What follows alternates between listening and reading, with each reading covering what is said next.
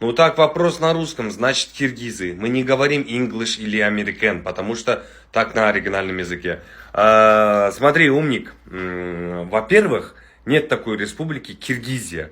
На всех официальных языках мира, так скажу тебе, страна называется Кыргызстан. Это раз. И народ Кыргызстана на всех официальных, неофициальных, во всех языках мира называются кыргызы, а не киргизы.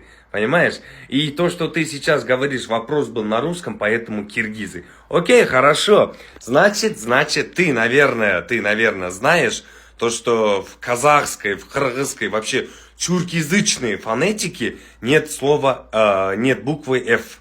Поэтому, если мы, казахи, и наши братья кыргызы будем называть Ресей Федерациясы, ты, наверное, не будешь обижаться, потому что это же на тюркоязычном.